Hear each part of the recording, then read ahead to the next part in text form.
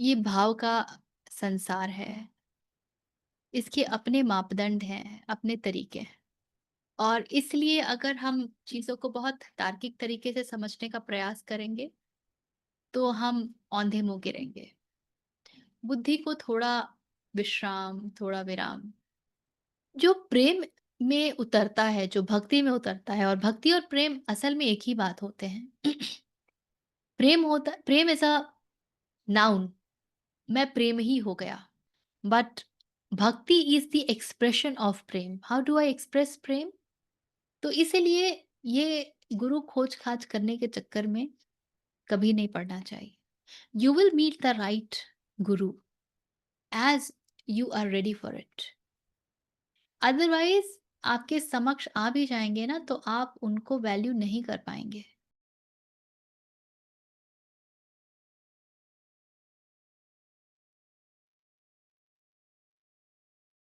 Please observe silence for a little while.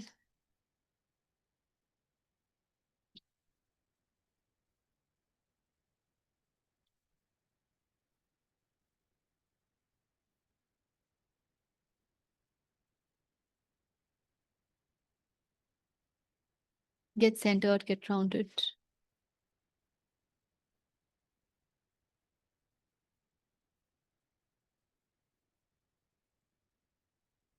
May we be blessed with divine intervention.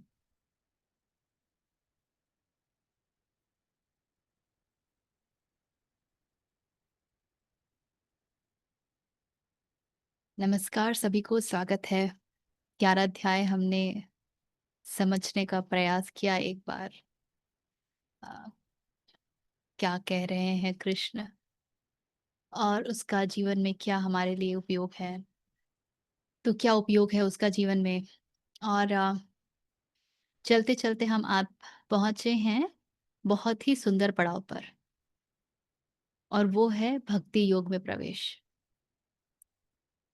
भक्ति योग में प्रवेश से पहले इस बात का एक बार इसको कॉग्निशन में लेना, संज्ञान में लेना बहुत आवश्यक है और बहुत महत्वपूर्ण भी, कि कृष्ण ने हमें मार्ग दिखाया ज्ञान का, ध्यान का, और हमने बहुत तर्कोक्त तरीके से सब कुछ समझा।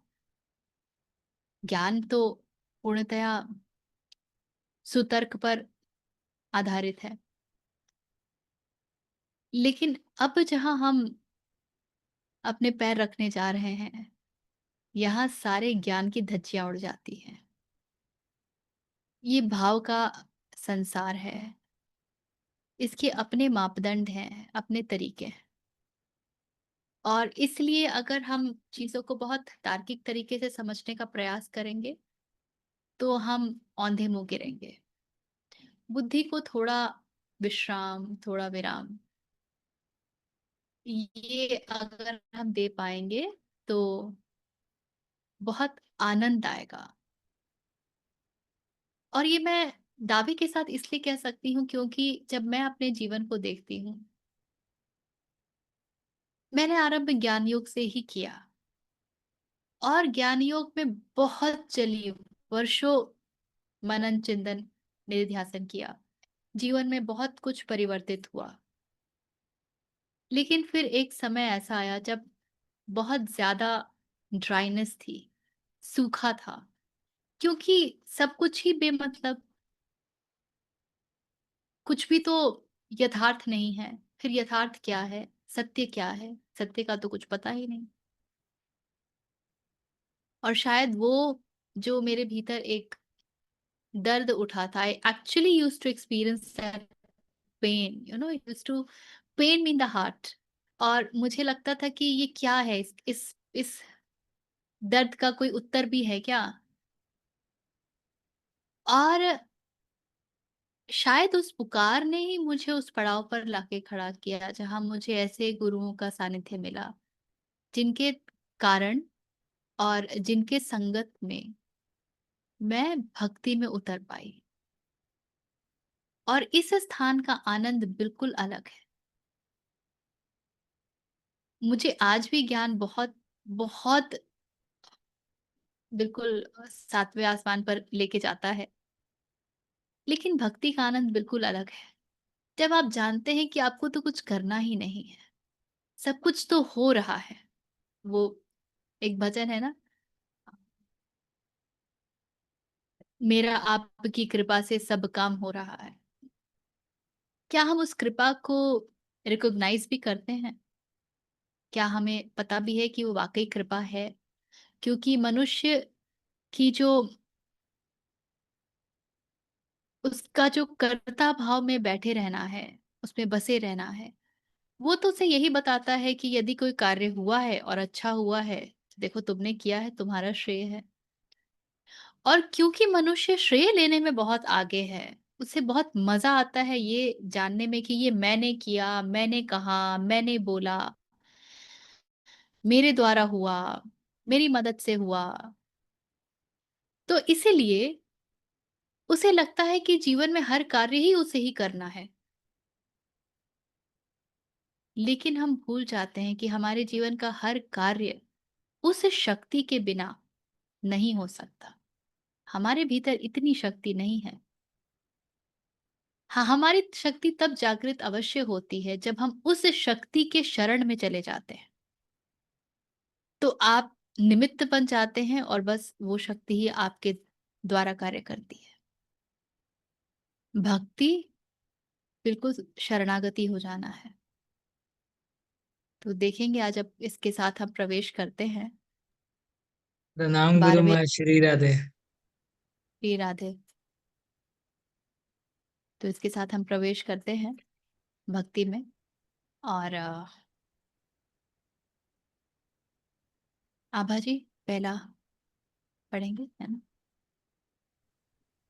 श्रीपरमात्मने नमः। अथ द्वादशोऽध्यायः।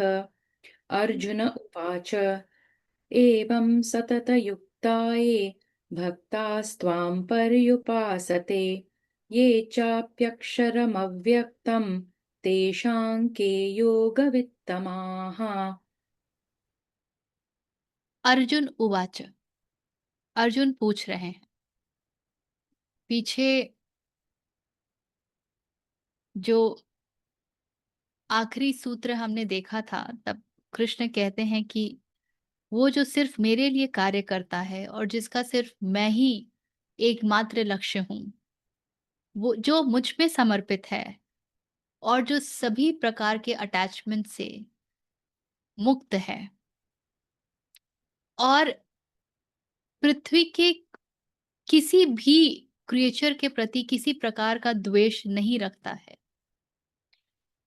वो मुझ में प्रवेश कर जाता है, ओ पांडव। और यहाँ से अब आरंभ होती है कि प्रवेश कैसे कर जाता है, क्या होता है। तो कह रहे हैं, अर्जुन पूछते हैं, एवं सतत युक्तः ये भक्तः त्वाम पर्युपासते, दस एवर स्टेडफास्ट, टोटली डिवोटेड, सतत युक्तः। कौन? ये भक्तः, दोज डिवोटीज। सतत युक्तः किसके साथ? त्वाम पर्युपासते, आपकी उपासना करते हैं। ये च अपि, एंड ऑल्सो दोज, अक्षरम अव्यक्तम, जो अव्यक्तम अनमेनिफेस्टेड फॉर्मलेस निराकार अक्षर यानी इम्पेरिशेबल, जो जिसका क्षय नहीं हो सकता, तेषाम के योग वित्तमः, तो इस प्रकार आपकी पूजा करते हैं। उन दोनों में से योग में श्रेष्ठ कौन है? Those devotees who ever steadfast thus worship you, and those who also worship the imperishable, the unmanifested. Which of them are better versed in योग? अर्जुन बोले, जो अनन्य प्रेमी भक्तजन पूर्वोक्त प्रकार से निरंतर आपके भजन ध्यान में लगे रहकर आपका सगुण रूप परमेश्वर को और दूसरे जो केवल अविनाशी सचिदानंद घन निराकार ब्रह्म को ही अति श्रेष्ठ भाव से भजते हैं, उन दोनों प्रकार के उपासकों में अति उत्तम योग वेदता कौन है? तो कैसा विभाजन है, कैसा कंपैरिजन है? वो जो समर्पित हैं, डिवोटेड हैं, जो पूर्णतया अनन्य भाव माने दूसरा कुछ है ही नहीं, सिर्फ कृष्ण और एकमात्र कृष्ण, बस वही हैं। तो एक गली तो ये है और दूसरे वो जो निराकार को भज रहे हैं, जो निराकार की पूजा कर रहे हैं। तो तर्क बुद्धि हमेशा ये जानने का प्रयास करती है कि श्रेष्ठ कौन है, क्योंकि पिनाकल पर तो एक ही पहुंचेगा, उस श्रेष्ठतम ऊंचाई पर जो सबसे ऊंची बात है, उस बिंदु पर तो एक ही होगा ना विराजमान। तो कौन होगा विराजमान? वो जो अनन्य भक्ति करता है या वो जो आपके अक्षर रूप को पूजता है, उसकी उपासना करता है? तर्क बुद्धि इसको कभी नहीं समझ पाएगा कि दोनों ही देखा जाए तो श्रेष्ठ है। और ये बात तो मैं इसलिए भी कह रही हूँ क्योंकि मैं जानती हूँ कइयों को जो ज्ञान मार्ग में हैं और बहुत प्रफुल्लित हैं और कहते हैं ज्ञान ही तो श्रेष्ठ है। इसी प्रकार भक्तों से पूछो तो वो कहेंगे भक्ति ही तो श्रेष्ठ है। और हम अपनी-अपनी सेना बना लेते हैं। भक्ति में भी वैष्णव हैं, शैव हैं और पता नहीं कितने शक्ति उपासक हैं, शाक्त हैं। तो उपासना की तो विधियों की कोई बात ही नहीं।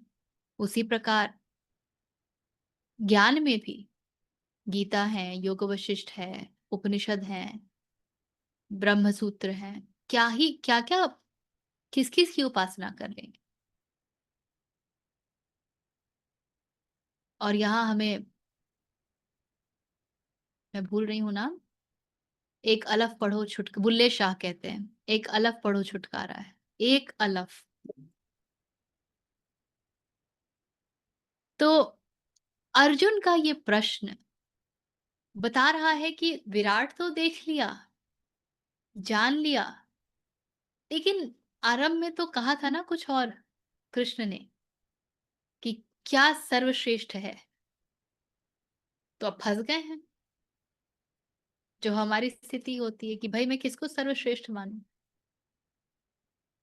उसको जो कृष्ण ने आरंभ में बताया था या इसको जो अब बता रहे हैं। और ये अर्जुन की जो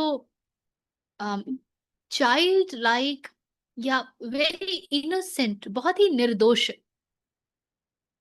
ऐसा जो मन है उनका, जो उनके मन में ये प्रश्न आते हैं तो वो पूछ ही लेते हैं। वो ये कहकर नहीं जा रहे हैं कि अरे कृष्ण ने बताया है तो वो भी सही है, ये भी सही, अब मैं उनकी बातों का खंडन कैसे कर दूं? अगर मैं उनसे पूछता हूँ ये सही या वो सही और वो कहते हैं एक सही, तो उनकी अपनी बातों का तो खंडन हो गया ना। उन्होंने जो कहा उसका खंडन उन्होंने स्वयं कर दिया। तो मैं ऐसी स्थिति में कृष्ण को कैसे डालूं? ये सब कोई विचार उनके मन में नहीं। जो यहाँ आया हृदय में, बिल्कुल मुख से बाहर, और पूरे समर्पण के साथ। ये नहीं कि अरे आपने तो तब ये कहा था श्रेष्ठ, अब कहते हैं ये श्रेष्ठ है, आप तो कंफ्यूज कर रहे हैं। ऐसी कोई भाव नहीं।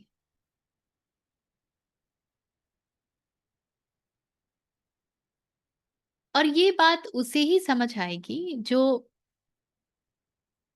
जैसे हम कहते हैं ना कि जब 100 दरवाजे बंद हो जाते हैं तो भी एक खुला रहता है। लेकिन वो एक खुला हमें दिखता ही नहीं है, हमें 100 बंद ही दिखते हैं। हम हर दरवाजे को खटखटा लेते हैं उस एक खुले दरवाजे को छोड़ के। जैसे कि वो हमारी दृष्टि से बिल्कुल ओझल है। तो जब इस प्रकार के प्रश्नों में यदि कोई कर्ता भाव से कि मुझे बताइए, आपने तो ये कहा था, इस भाव से, और अपने भीतर एक वो जड़ सा बिठा करके कि अरे नहीं नहीं, ज्ञान ही श्रेष्ठ है या भक्ति ही श्रेष्ठ है, उस तरह के भाव से यदि अप्रोच करता है ना, तो वो बिल्कुल उन 99 द्वारों को खटखटा डालेगा, लेकिन वो एक जो द्वार खुला होगा वो उसकी दृष्टि में कभी नहीं आएगा। हम्म? तो अब पूछ रहे हैं, देखते हैं कहाँ लेकर के जाते हैं हमें कृष्ण। ठीक है। दूसरा। एक प्रश्न आ रहा है ऋचा जी। तो ये जो बोलिए। 99 99 दरवाजे बंद हैं और एक खुला है और हमारी दृष्टि इस पर नहीं पड़ती है, ये सत्य है। इसके अलावा एक और भी कई बार होता है कि जो खुला है, जो एक्सेसिबल है, हमें लगता है ये तो बैकअप प्लान है, ये तो है ही। जो 99 बंद है, जरा इनको भी ट्राई कर ले, हमको एक दो और भी मिल जाएंगे। ये जो है, ये क्या मनस्थिति है?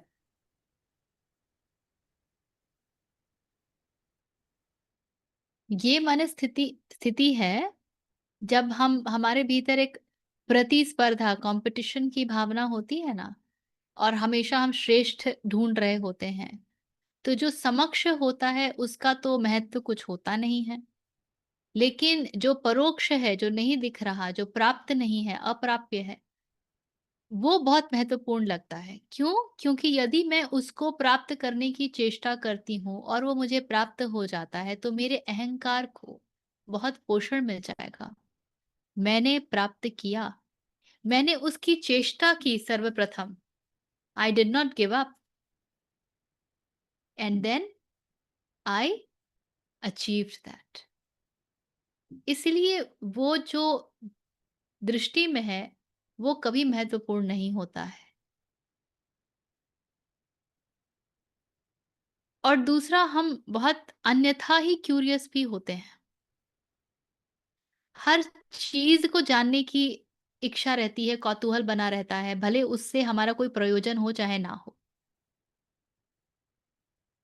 सब कुछ में नाक घुसेड़ना है। तो ये वो भी एक कहानी होती है कि अच्छा, ये तो पता ही है ना। ये होता ही नहीं है कि अरे ये हो गया ना, अब चलो, प्रवेश तो करो, वहाँ तो देखो। अरे ज़रा ठहरो, पता नहीं किस दरवाजे के पीछे और क्या हो। तो ये जो लालची मन है, ये फिर हमको, वो 99 का फेरा एक कहानी है ना। सुनी है, नहीं सुनी है 99 का फेरा? एक किसान था और गाँव में बड़ा खुश, खेती करता, गाना गाता, आराम करता, भोजन करता, जो थोड़ा-मोड़ा खेती से उसका हो जाता था। बहुत, बहुत प्रसन्न। एक बार एक राजा वहाँ से गुज़र रहा था, देखा अरे ये तो गाना गा रहा है, इतना परिश्रम कर रहा है, फिर भी मस्त है। कहता है अपने अ, मंत्री से कि मेरे पास इतना कुछ है, पूरा साम्राज्य है, फिर भी मैं ऐसा खुश तो नहीं। इसकी प्रसन्नता का कारण क्या है? ये इतना प्रसन्न क्यों है? मंत्री हमें भी बताओ। तो मंत्री कहता है महाराज कुछ नहीं, बस वो अभी 99 के फेरे में नहीं पड़ा है। तो महाराज कहते हैं 99 का फेरा, अब ये क्या होता है? अच्छा आप रुकिए, मैं आपको कल बताता हूँ। रात मंत्री जो है 99 सोने की अशर्फियाँ उसके घर के बाहर रख आते हैं। सुबह खोलता है, अशर्फियाँ, काउंटिंग चालू, 99, अरे वाह! इसमें एक और होता ना, 100 पूरे हो जाते। अब 100 पूरे करने हैं। तो सारा ध्यान 100 पूरा करने में लग गया। अब ना वो गाना गा रहा है, ना वो खेती में मौज मना रहा है, ना अपने पशुओं के साथ प्रसन्न है। पूरा समय उसका ध्यान उस एक अशर्फी के लिए केंद्रित है। 1 हफ्ते बाद जब राजा फिर आता है, देखता है कि अरे ये तो फँस गया। ये तो गज़ब, क्या काया-पलट है। वो जितना प्रसन्न था उतना ही अप्रसन्न है। लग ही नहीं रहा है कि पता नहीं कब से सोया है, नहीं सोया है। चेहरे पे झुर्रियाँ आ गई हैं 1 हफ्ते में। लग रहा पता नहीं क्या ही हो गया है। तो मंत्री कहता है कि इसी को कहते हैं 99 का फेरा। फिर वो जाता है, उसको समझाता है and then he gives up the किसान। तो जो है वो 99 ही है। 100वां जो है वो जो नहीं दिख रहा है ना, वो ही होता है।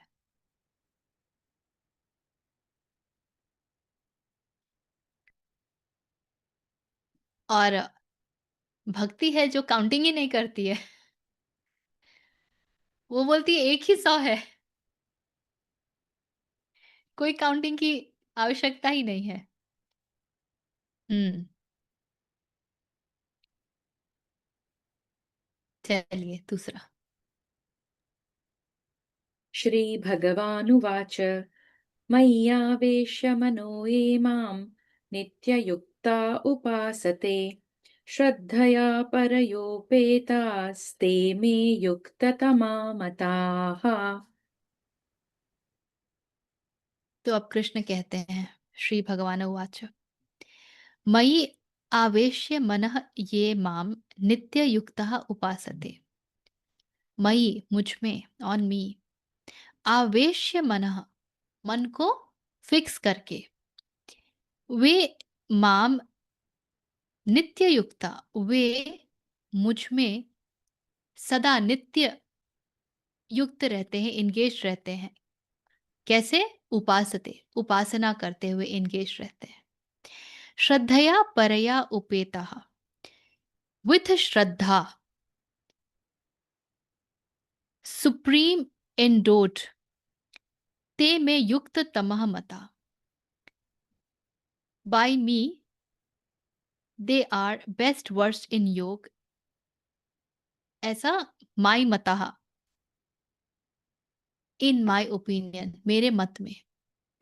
Those who fixing their mind on me worship me, ever steadfast, always engaged, and endowed with supreme Shraddha.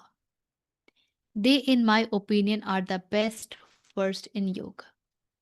Krishna कहते हैं, श्री भगवान बोले, मुझ में मन को एकाग्र करके निरंतर मेरे भजन ध्यान में लगे हुए जो भक्तजन अतिशय श्रेष्ठ श्रद्धा से युक्त होकर मुझ सगुण रूप परमेश्वर को भजते हैं, वे मुझको योगियों में अति उत्तम योगी मान्य है।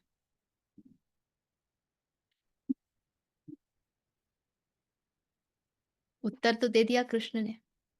दो बहुत ही महत्वपूर्ण शब्द हैं इसमें। पहला, सुप्रीम श्रद्धा। ये सुप्रीम श्रद्धा क्या है? कोई कुछ कहना चाहेगा?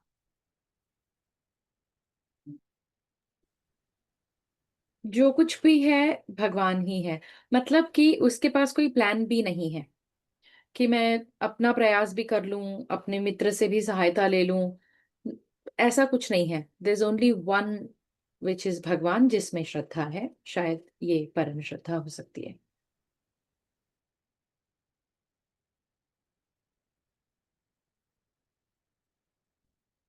जो प्रेम होता है ना,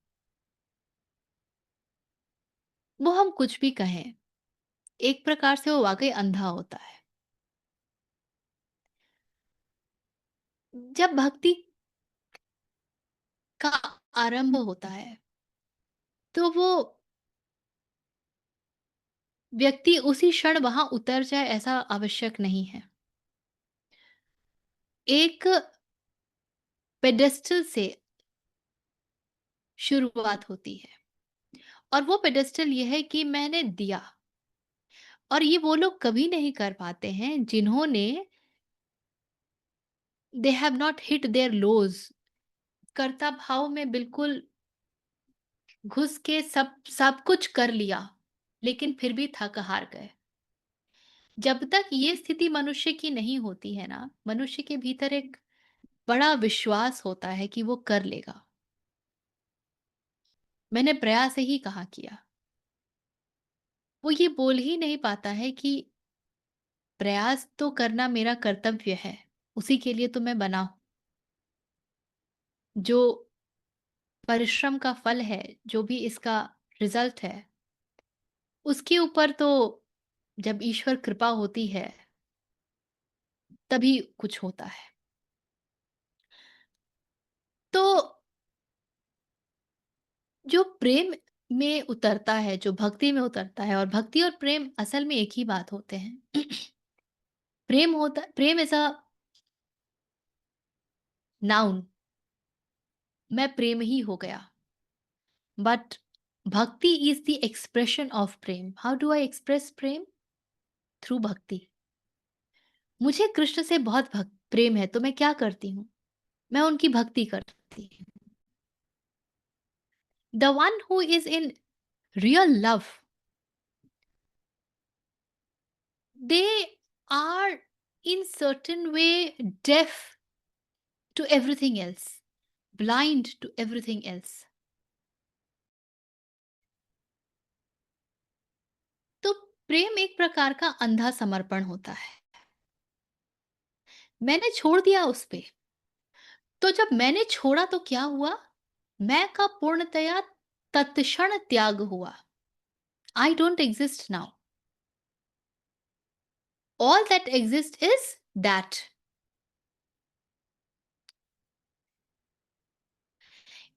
जब व्यक्ति इस स्थिति में होता है ना, तो उसको कहते हैं सुप्रीम श्रद्धा।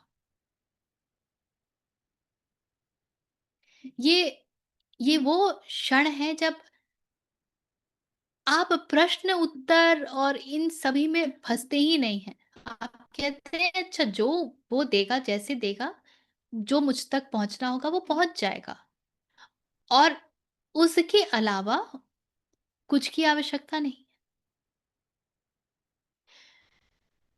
फिर वो हर चीज़ को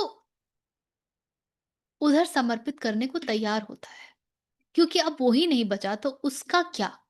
उससे संबंधित क्या?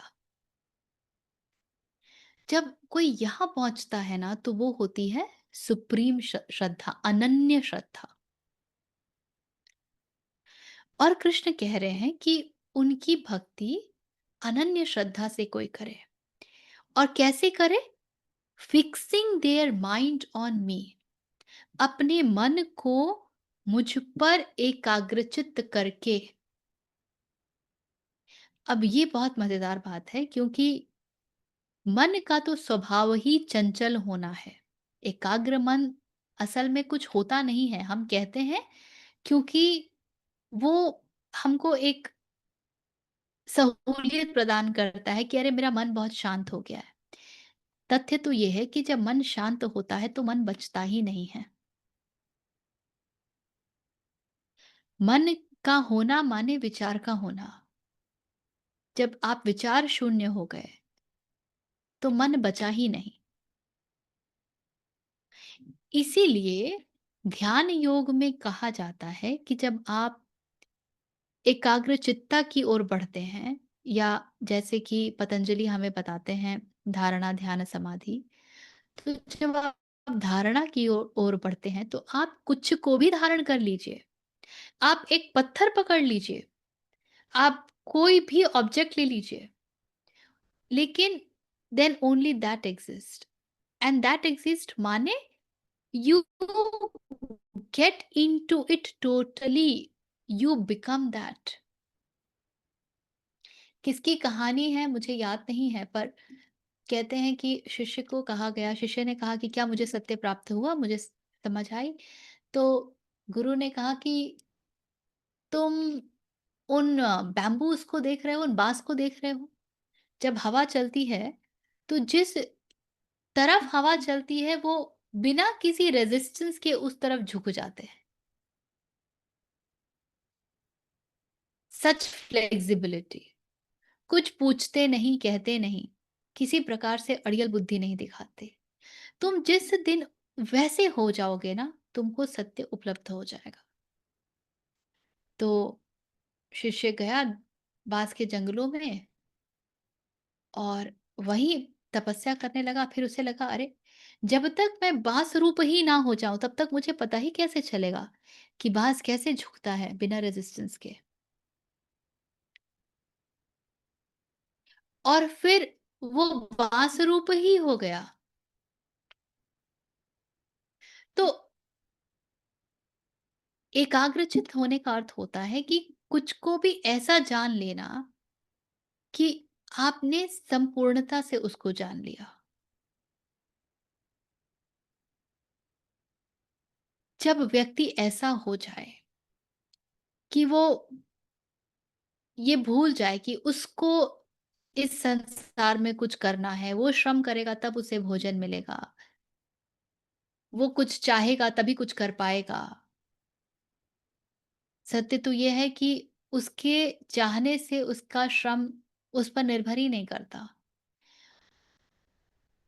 जो 3 गुण हैं, कृष्ण ने कहा है, वो ही आपसे कार्य करवाएँगे। वो तीनों गुणों का कार्य चलता रहेगा। शरीर को भूख लगेगी, वो आपसे भोजन माँगेगा, एटसेट्रा, एटसेट्रा, एटसेट्रा। तो वो चलता रहेगा।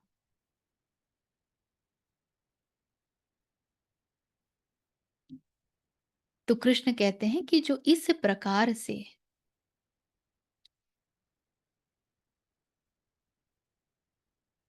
उनमें श्रद्धा रखता है, वो उनके मत में श्रेष्ठ है। ये कहानी हमने पहले भी शायद मैंने कही है और ये बहुत प्रसिद्ध कहानी है।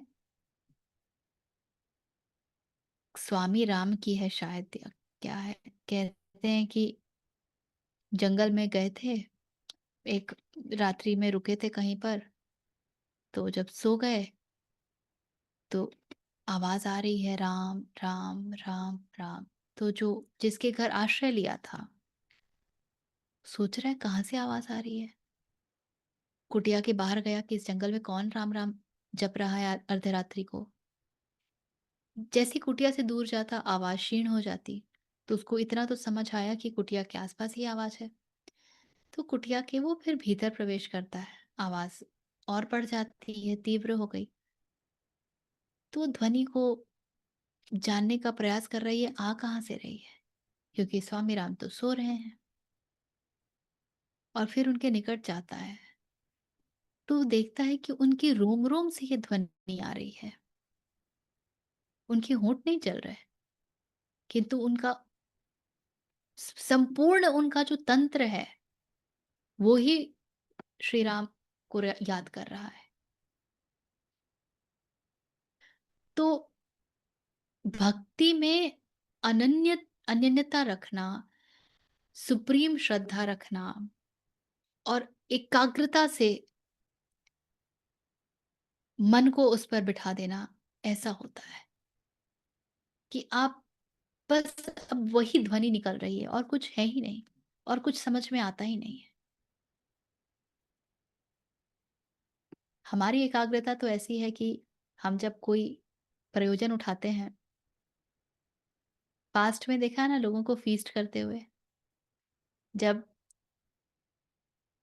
दिल्ली में तो नवरात्रों की का मौसम आता है, उसके पहले सब कुछ बिल्कुल देखो कुट्टू काँटा आ जाना चाहिए, देखो साबूदाना आ जाना चाहिए, देखो आलू है कि नहीं पर्याप्त, देखो सेंधा नमक आ गया है कि नहीं। उन 9 दिनों में क्या खाएँगे, उसका पूरा लिस्ट, पूरी सूची तैयार है, पूरा उसकी पूरी प्लानिंग हो गई है। उस 9 दिनों में भक्ति भाव से मैं कैसे रहूँ, इसका कुछ पता नहीं। हमारी एकाग्रता ऐसी होती है, 9 दिन है, एक अवसर है कि भगवती को ऐसे याद करो कि तुम्हारा प्रत्येक कर्म उनको समर्पित हो जाए, समर्पण बन जाए।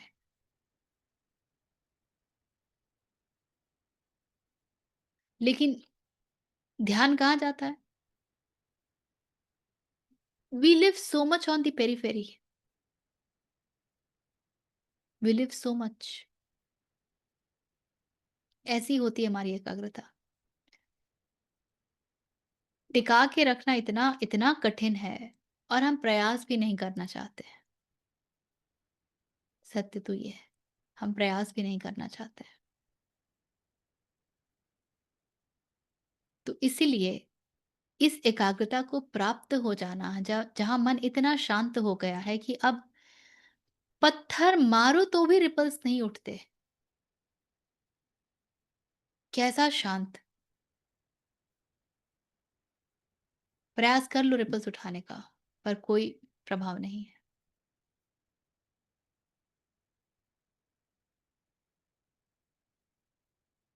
ये सुप्रीम श्रद्धा जो है ना, this is actually an outcome of very deep knowing. आरंभ होता है बिलीफ से कि मैं कृष्ण को पूजती हूँ, मैं उनको ही मानती हूँ। मानने से आरंभ होता है, और इसका जब अंत होता है ना, तो वो ऐसे स्थान पर होता है जहाँ पे व्यक्ति बिल्कुल स्थित है कि अब तो तुम कुछ भी कह लो, वो हिल ही नहीं सकता। बिलीफ सिस्टम को चेंज करना बहुत सरल है। You only need a better belief to change the existing belief, a stronger belief to change the existing belief. But the inner knowing, that cannot be changed. Supreme श्रद्धा is that inner knowing.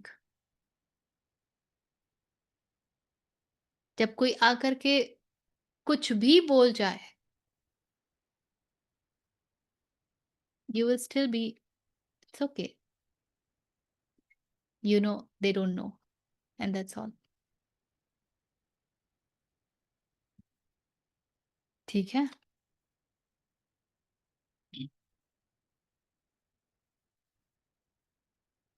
3 और 4 एक साथ लेते हैं।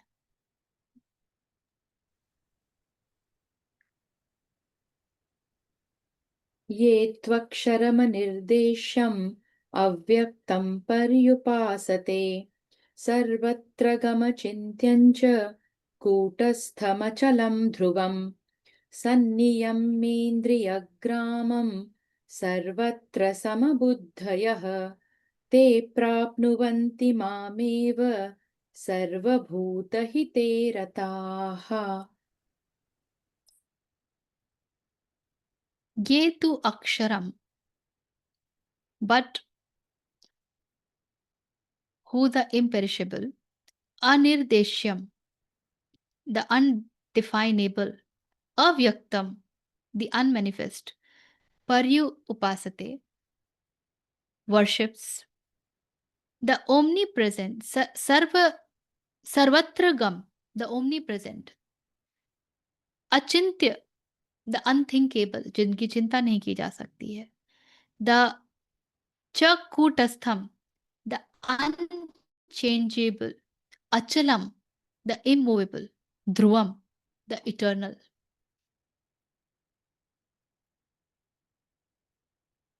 Saniyamya indriya gramam, saniyamya is restraining, having subdued.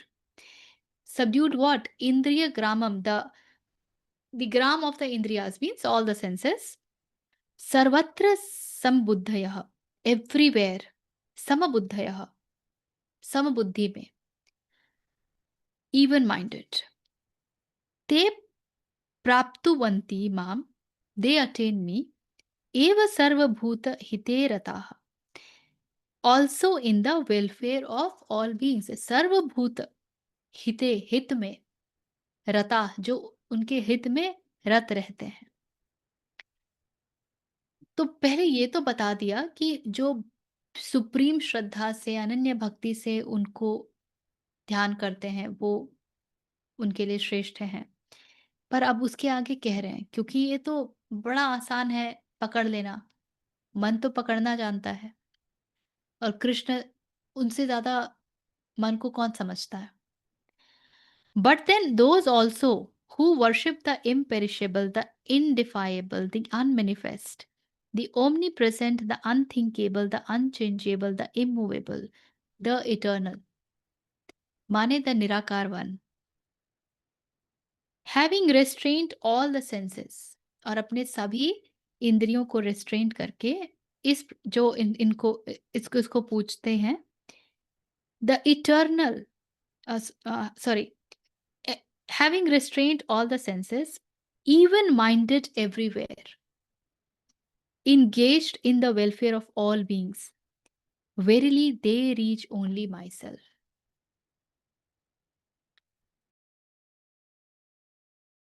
को भली प्रकार वश में करके मन बुद्धि से परे सर्वव्यापी अकथनीय स्वरूप और सदा एक रस रहने वाले नित्य अचल निराकार अविनाशी सच्चिदानंद घन ब्रह्म को निरंतर एक ही भाव से ध्यान करते हुए भजते हैं, वे संपूर्ण भूतों के हित में रत और सब में समान भाव वाले योगी मुझको ही प्राप्त होते हैं। तो कोई ये ना समझे कि जो सिर्फ भक्त है वो ही कृष्ण को प्राप्त करेंगे। कृष्ण माने आत्मन। कृष्ण माने नॉट एनी बीइंग। कृष्ण माने आत्मन। तो सिर्फ भक्ति योगी नहीं पहुंचता है, सभी पहुंचते हैं। लेकिन जैसे अर्जुन ने प्रश्न शुरू में पूछा था जिसमें तर्क था कि ये श्रेष्ठ है या ये श्रेष्ठ, कृष्ण कह रहे कि दोनों ही श्रेष्ठ। तर्क बुद्धि के लिए ये बड़ा कठिन है समझना कि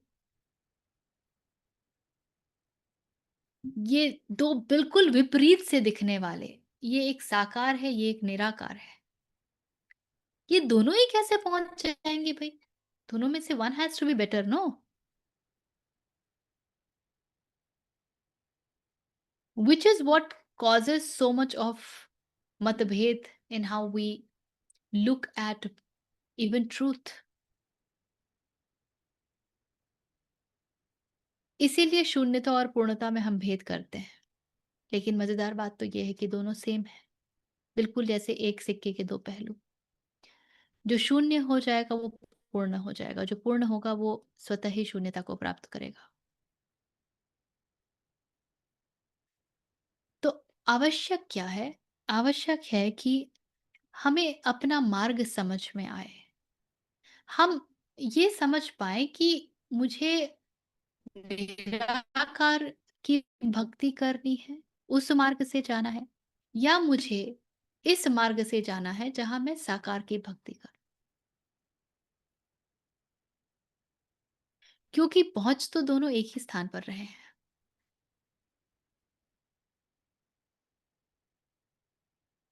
भक्ति का मार्ग जो है वो, उसमें अनुभव की बड़ी प्रधानता है कि आपका अपना अनुभव क्या है, और अनुभव हमेशा व्यक्तिगत होता है। जब आप आगे बढ़ते हैं अनुभव हमेशा व्यक्तिगत होता है। लेकिन आप उन अनुभवों को छोड़ते हुए आगे बढ़ते जाते हैं और आप वहां पहुंचते हैं जहां पर अनुभव करने वाला बचता ही नहीं है। इसीलिए एक्सपीरियंसेस को बहुत महत्वपूर्ण नहीं देना चाहिए अपनी जर्नी में। एक्सपीरियंस आएंगे और जाएंगे, let them go. That's very very important.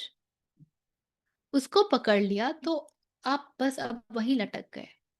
आपने अपने आगे जाने का मार्ग वहीं पर अवरुद्ध कर दिया।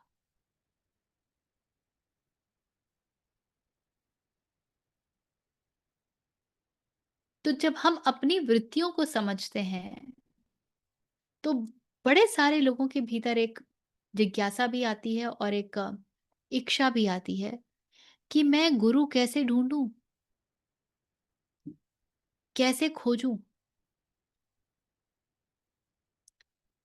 आई am looking for the right guru. और इस बात पे हमने कई बार चर्चा की है। Do not look for the right Guru, the right Guru for you will find you.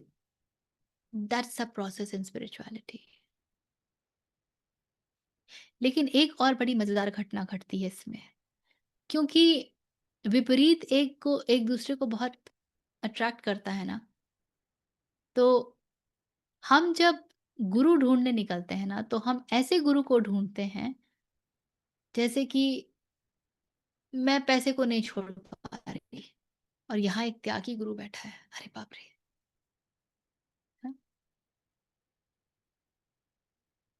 And that's how we get into something wherein we are totally disaligned. And I see a lot of people saying, ये तुम कैसे कर लेते हो, मैं तो यहाँ पहुंचने का बहुत प्रयास कर रही हूँ। और एक समय में मेरी भी स्थिति ऐसी ही थी। बहुत कड़वा बहुत अ, कड़वे अनुभवों से गुज़र करके मुझे ये बात समझ में आई that I have to drop it and I must drop it. The entire desire of finding the margdarshak, of moving ahead on this path, ये ऐसे होता ही नहीं है। जितनी और and this is the dichotomy, at one level you have to desire it, the right desire, but at the same time on another level you have to drop all the desire। और हमारी तर्क बुद्धि फँस जाती है कि अरे भाई डिज़ायर रखना है या छोड़ना है, एक बात बताओ, दोनों कैसे होगा?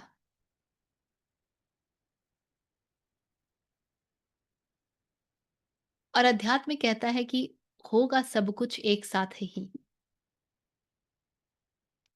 जब हम डिज़ायर रखते हैं कि मुझे अध्यात्म में आगे बढ़ना है, तो वो मुझे उसी मार्ग में बने रहने में सहायक होता है।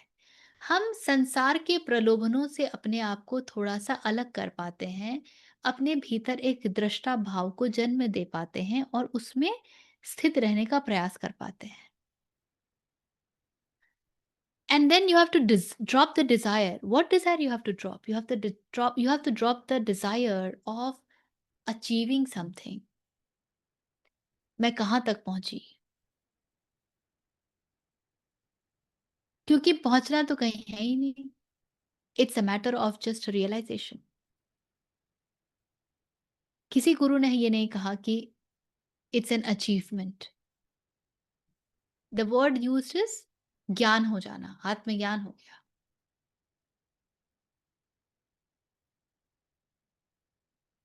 सो it was already there and we just got to know it. तो इसीलिए ये गुरु खोज-खाज करने के चक्कर में कभी नहीं पड़ना चाहिए। You will meet the right guru as you are ready for it। Otherwise आपके समक्ष आ भी जाएंगे ना तो आप उनको वैल्यू नहीं कर पाएंगे। जैसे एक क्लास 2 का बच्चा जो है ना एक पीएचडी को वैल्यू नहीं कर सकता है। उसको समझ ही नहीं आएगा ये क्या बातें कर रहा है पीएचडी वाला। वो वैल्यू कर पाएगा कक्षा 5 के बच्चे को, 3 के बच्चे को, जो उसके आसपास है। वो उसको 2 से 3 तक ले जा सकता है, 3 से 4 तक ले जा सकता है। The same is the truth for us।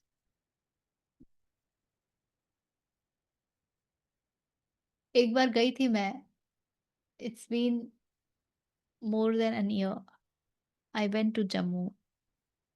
I had heard about somebody.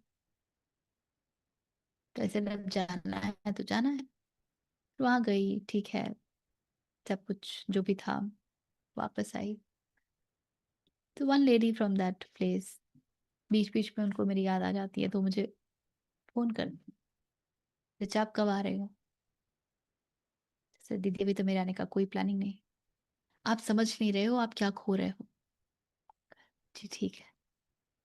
"नहीं, ये आप जो कर रहे हो ना, देखो इसमें सबसे बड़ी दिक्कत तो ये है कि हम भटक जाते हैं मार्ग से। आप भटक रहे हैं।" ठीक है, मुझे मंज़ूर है भटकना, क्योंकि उनके लिए बस वो ही हैं और कुछ है ही नहीं। मैं उस मार्ग से अलाइन नहीं हो पाई, पर उनका अथक प्रयास रहता है कि देखो मैंने आप में देखा है, आप जानना चाहते हो। यहाँ पे ना लोगों को बहुत बहुत अच्छे-अच्छे, बहुत ऊँचे-ऊँचे एक्सपीरियंसेस हुए हैं। Very beautiful, but what makes you think that I also should and मुझे भी होने चाहिए और मुझे भी होंगे? It doesn't happen that way. So one must be very aware about themselves when moving on this mark। कैसे क्या आप अलाइन्ड हैं कि नहीं? एंड एक बेसिक धृति जो इस मार्ग में चलने में आवश्यक है, जो हमारे यम नियम हैं, जैसे पतंजलि ने हमें यम नियम दिया है, उपनिषदों ने हमें शम दम दिए हैं, उनका पालन। क्योंकि शुरू में तो जब हम बिल्कुल भटके हुए लोग हैं तो भाई वापस आने में जैसे विथड्रॉल सिम्टम्स होते हैं ना, अभी तो सोशल मीडिया के भी विथड्रॉल सिम्पटम्स हम देख रहे हैं। तो यहाँ भी विथड्रॉल सिम्पटम्स होगा और विथड्रॉ करेंगे हम अध्यात्म से और हम जाना चाहेंगे सोसाइटी की ओर, पैसे की ओर, कंफर्ट की ओर, पावर की ओर और हर क्षण अपने कंफर्ट को चैलेंज करना, अपने पावर को चैलेंज करना, the money that you have उसको चैलेंज करना अत्या आवश्यक है। Whatever which is that of the world, very, very, very necessary. That is what sadhana is. Comfort में रह के यदि कोई साधना कर रहा है, enjoying everything that life brings, उसमें रह के यदि कोई साधना कर रहा है, तो वो नहीं होगा।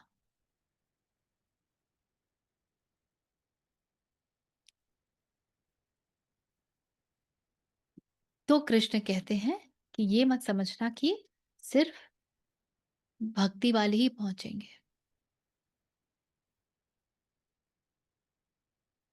Anything here?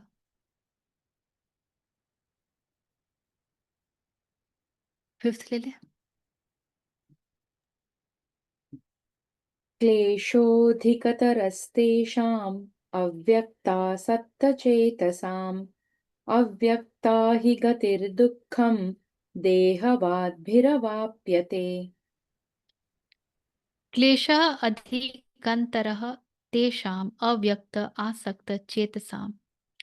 क्लेशः is lot of trouble, lot of tribulations. अधिक अधिकतरः full of the troubles. तेषाम् to the of those किनके लिए?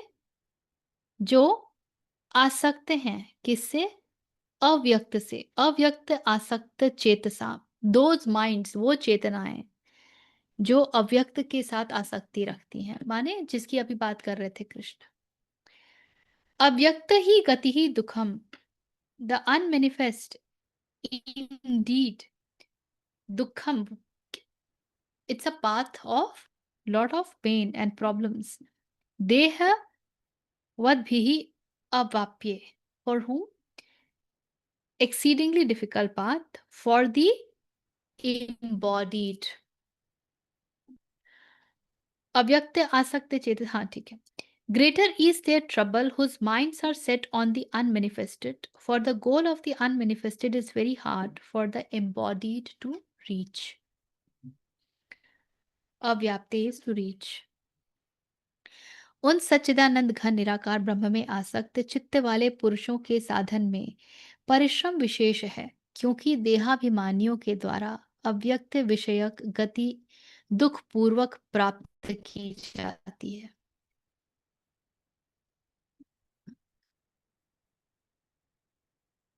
हम जब कारण शरीर की बात करते हैं तो हम जानते हैं कि वी टॉक ऑफ संस्कार, इम्प्रेशंस।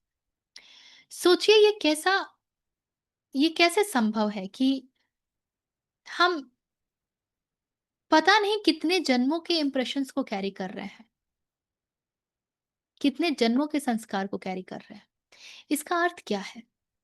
उन संस्कारों के साथ जो उस जन्म में हमने जिया, अनुभव किया, भोगा, दुख हो चाहे सुख हो, उनके साथ हमारा जुड़ाव, हमारी आसक्ति इतनी गहन रही कि शरीर छोड़ दिया, शरीर छूट गया, तो भी वो आसक्तियां नहीं छूट पाई।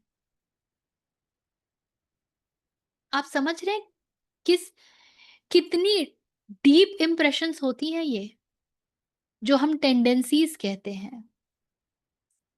हाउ डीप आर दे, वो कहाँ जाकर के बैठी हुई है। They are not so superficial in nature. और क्योंकि वो इम्प्रेशंस हमारे पास हैं, इसलिए हमें शरीर प्राप्त होता है। और उस डीप इम्प्रेशंस के साथ हम किस पर अपने ध्यान को केंद्रित करना चाहते हैं? जो अव्यक्त है। जिसका हमको कुछ पता नहीं, जिसको हमने देखा नहीं, जिसके रूप का कुछ मालूम नहीं, वो तो निराकार है। वो तो अचिंतनीय है, जिसकी चिंता नहीं की जा सकती और हम उसका ध्यान कर रहे हैं, उसका चिंतन कर रहे हैं।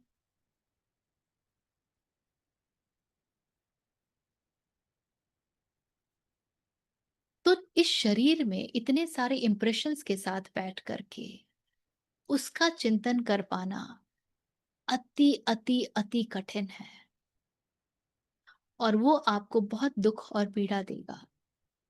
क्योंकि हमारा शरीर के साथ जब बहुत तादात्म्य होता है, तो निराकार की पूजा करने में सबसे पहले आवश्यक होता है, कुछ तो उसको जानो, उससे रिलेट तो कर पाओ। कैसे पूजोगे उससे जिससे कुछ रिलेशन ही नहीं स्थापित होता? इसीलिए हम मंदिर के समक्ष से निकलते भी हैं ना, तो सर स्वतः ही झुक जाता है। होता है कि नहीं होता है? प्रभु तो ब्रह्म तो हर स्थान पर है। हर जगह तो हमारा सर नहीं झुकता। वो एक विशेष स्थान पर क्यों झुक जाता है? देखिए हमारी कंडीशनिंग। क्योंकि हम खुद स्वयं इस हाड़ मांस में हैं, तो जब एक आकार हमको दिखता है, एक स्थूलता दिखती है, तो हमारे लिए वो कनेक्शन बनाना आसान हो जाता है। मूर्ति का ये एक बहुत महत्वपूर्ण प्रयोजन होता है। वो आपको एक केंद्र देती है कि इस पर ध्यान कर लो। इसका अर्थ ये नहीं है कि शिव ऐसे दिखते हैं, कृष्ण ऐसे दिखते हैं, भगवती ऐसी दिखती हैं। वो तो जैसे आप अलग प्रांत में चले जाते हैं, अलग प्रदेश में जाते हैं, नाक, नक्श सब कुछ परिवर्तित हो जाता है। तो कैसे दिखते हैं?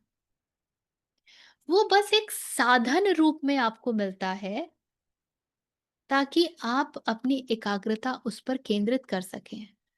वो मन जो इतना भटका हुआ है, इतने सारे संस्कारों को लेकर के चल रहा है, घूम रहा है, उसके लिए एकाग्र होना इतना सरल नहीं है। और इसलिए भक्ति योग की महत्ता और भी बढ़ जाती है। आज की पीढ़ी की यदि हम बात करें, तो हम लोग बहुत ज्ञान योगी हैं, क्योंकि हम हर चीज को लॉजिक से, तर्क से देखते हैं। लेकिन मजेदार बात यह है ना कि हम लोग इसको ऐसे समझिए, एक बच्चा है, जीसस कहते हैं ना that only the child can enter my kingdom. Is he saying the one who is 7-year old, 6-year old, 5-year old can enter the kingdom of God? No. He is saying the one who becomes as innocent as a child. तो एक बच्चा भी innocent है, लेकिन उसके innocence को value नहीं दिया जाता है, क्योंकि अभी तो बच्चा करप्ट ही नहीं हुआ, बच्चा कंडीशन ही नहीं हुआ। अभी तो उसके ऊपर समाज के रंग ढंग परतें चढ़ी ही नहीं है। जब वो सब परतें चढ़ जाती हैं और उसके पश्चात वो परतें उतारता है, और तब वो निर्दोषता को वापस प्राप्त होता है, तो उसकी निर्दोषता बड़ी कीमती होती है। Why? Because now there is no chance कि वो अपनी निर्दोषता को खोएगा। आपने उसको इतने इतने कष्टों से प्राप्त किया है, आपको पता है कि आपने उसके लिए क्या मूल्य चुकाए हैं। You have given up your relatives, you have given up your conditionings, you have given up your social stuffs, all that the world offers you, you have given up all of that to come to that state of being innocent, उस सरलता को प्राप्त होने में। So that is very, very valuable. Exactly like that, हम अभी उस phase से निकलते हैं जब हम बहुत तार्किक होते हैं, ज्ञान योग में बैठे होते हैं। The state of knowing the world, deconditioning, और वो करते करते ज्ञान जब वहां पहुंच जाता है कि भाई मैंने सब कुछ तो नेति नेति कर दिया, पर जो नेति-नेति करने वाला है वो तो बचा हुआ है, वो कैसे जाएगा? और तब भक्ति में प्रवेश होता है।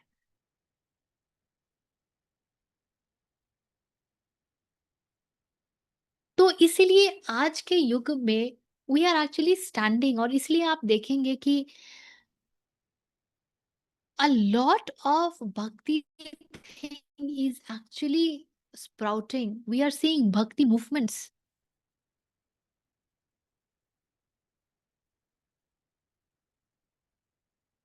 So इसलिए I don't remember where did I hear this, but this person, I was hearing some podcast where he said, उन्होंने कहा कि हालांकि गुरु तो हर क्षण मौजूद है, किसी ना किसी रूप में मौजूद है, लेकिन तुम एक व्यक्ति रूप में गुरु जरूर ढूंढो, क्योंकि तुम जो हो, तुम उसी से रिलेट कर पाओगे। जैसे क्वांटम फिजिक्स में हम कहते हैं ना, जब हम क्वांटम टनलिंग की बात करते हैं, that this table is 99% void. The moment you recognize that void, you can make the quantum leap and you can be everywhere. तो उस void को रिकॉग्नाइज करना पड़ता है, वो हो जाना पड़ता है, तब क्वांटम टनलिंग की जो घटना है वो घट सकती है। ठीक उसी प्रकार निराकार को पूजने के लिए कुछ तो ऐसा चाहिए आपके भीतर जो निराकार के साथ रिलेट करे। और हम जिस आसक्ति के साथ जीवन जीते हैं, बहुत कठिन होता है। इसलिए कृष्ण कहते हैं कि उस मार्ग पर जो चलता है उसके लिए कष्ट कहीं ज्यादा है उस मन के लिए।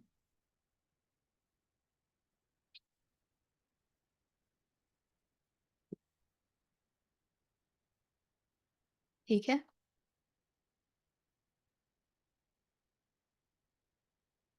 Anything till now?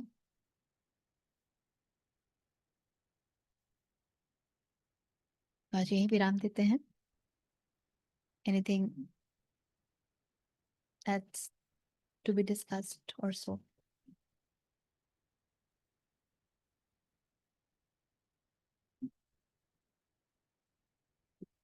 ठीक है, चलिए।